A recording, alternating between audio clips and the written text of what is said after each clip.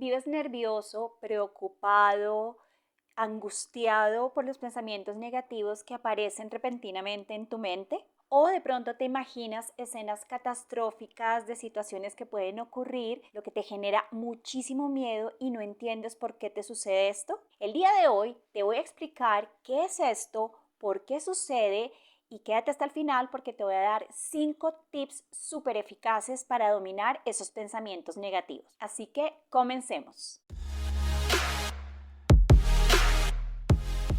Antes de cualquier cosa, no olvides suscribirte y darle clic a la campanita para que YouTube te avise cada vez que hay un nuevo video que te va a ayudar a controlar la ansiedad definitivamente.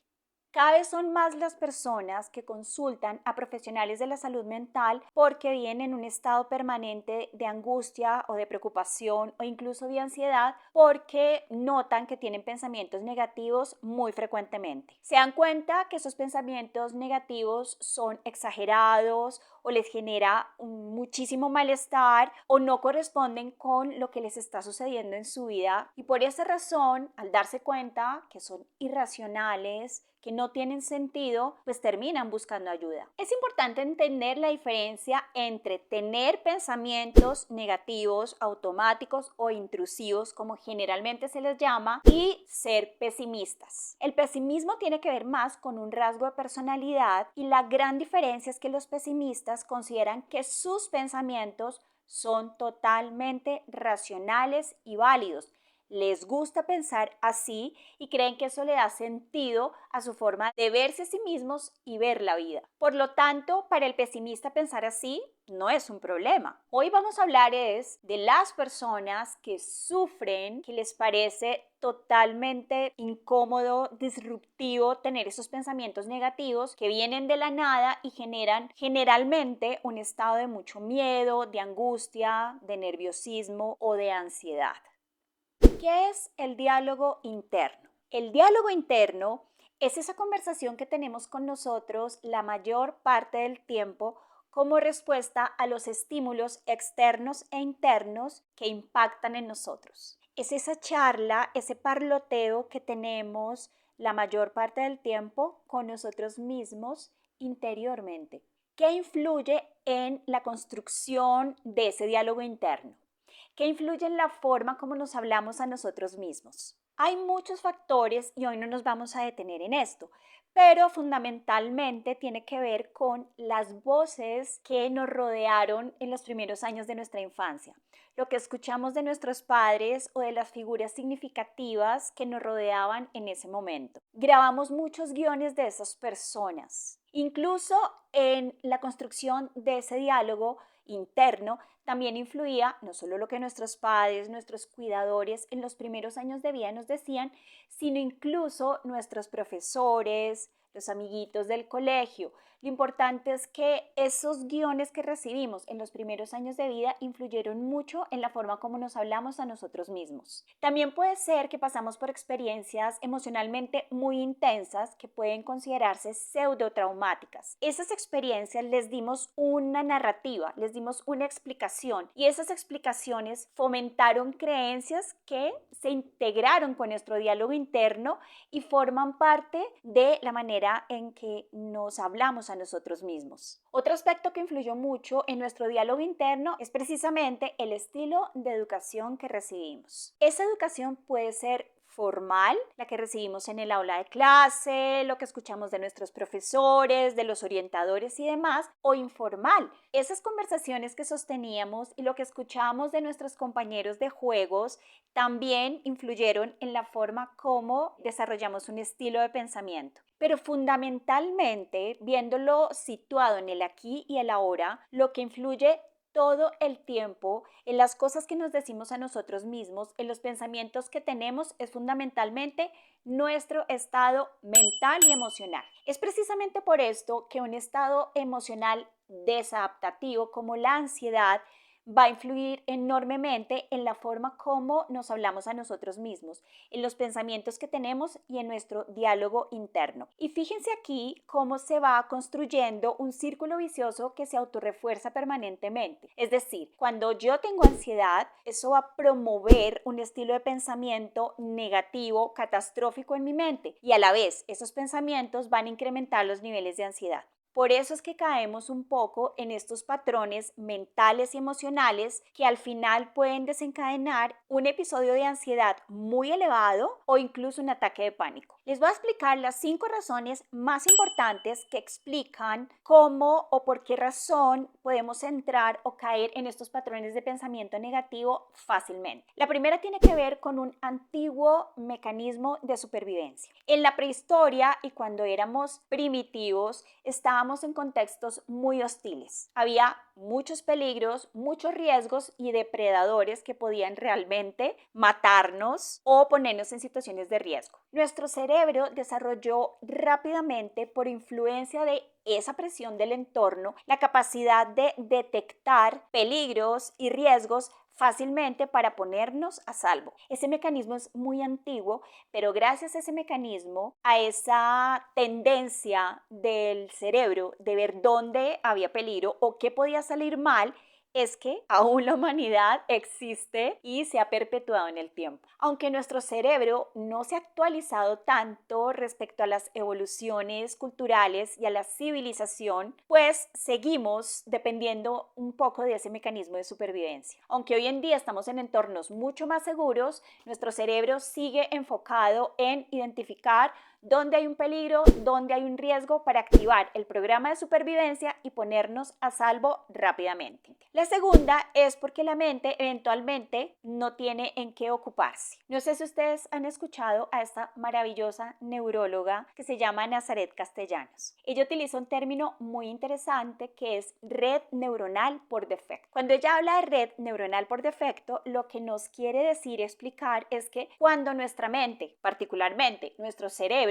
no está enfocado, ocupado en una actividad puntual, desarrollando unas conductas no determinadas, entra a divagar. Y cuando la mente no ocupada divaga, inmediatamente se prende ese mecanismo de supervivencia que les expliqué anteriormente y va a empezar de nuevo a enfocarse en los elementos que hay en el medio ambiente que puedan ser señales de riesgo o peligro. Una mente desocupada es una mente ansiosa. Tercera razón, porque pensamos una y otra vez en una emoción displacentera que hemos experimentado en un momento determinado. Les explico. Las emociones están diseñadas para ser experimentadas en nuestro cuerpo no más de 90 segundos. Ese es el tiempo ideal en que una emoción debe, vamos a decir, operar en nuestro cuerpo, porque las emociones funcionan como prendido y apagado. Ese es su trabajo. Pero cuando ante una emoción empezamos a preguntarnos y a decirnos cosas, a pensar por qué estoy sintiéndome así, o a pensar en los motivos que me hacen sentir así, o en las personas que me hicieron sentir así y por qué me están haciendo sentir así, ese pensamiento lo que va a hacer es reforzar la emoción y de nuevo caemos en un loop mental. Entre más pensamos respecto a la situación que genera esa emoción,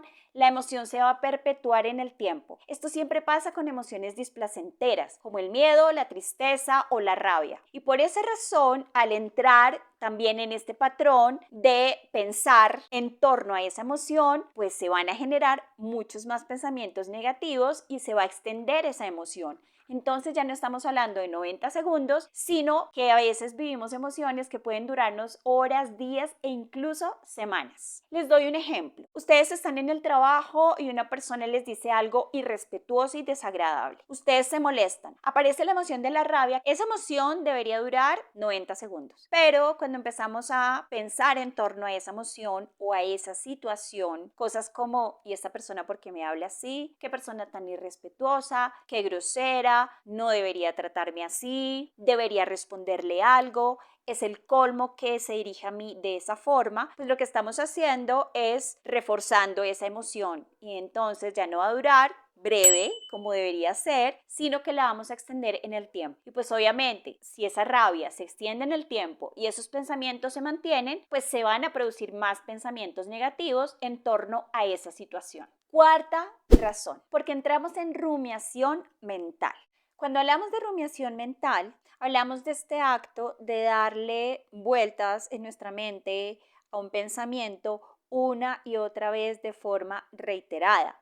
Incluso podemos distraernos eventualmente, pero siempre vamos a volver a ese mismo patrón obsesivo mental que es muy molesto. ¿Pero por qué nos sucede eso? ¿Por qué tenemos esta rumiación en nuestra mente? Cuando algo nos preocupa mucho y nos centramos mentalmente ya no solo en esa preocupación, sino en los sentimientos que nos genera esa preocupación y queremos controlar la forma como nos sentimos respecto a esa preocupación, caemos en un estado de rumiación. Es decir, ya no solo nos enfocamos en lo que nos inquieta, sino en la preocupación en sí misma. Es como pensar respecto a lo que pensamos. Por eso rumiamos mentalmente. Quinta razón, y esta es súper interesante, porque tenemos una personalidad neurótica. Cuando hablamos de personalidad neurótica, nos estamos refiriendo a personas que tienen un rasgo en su personalidad que se llama neuroticismo y que es más elevado que en comparación con otras personas. Las personas neuróticas se caracterizan por tener un patrón de inestabilidad mental y una tendencia a pensar negativo. Son personas que por lo general necesitan controlar lo que va a suceder. Y como necesitan controlar lo que va a suceder, están pensando precisamente en todo aquello que puede salir mal en un futuro inmediato para, desde el presente, ejecutar un montón de acciones para asegurarse de que todo salga bien. Eso es lo que típicamente señalamos como una persona neurótica.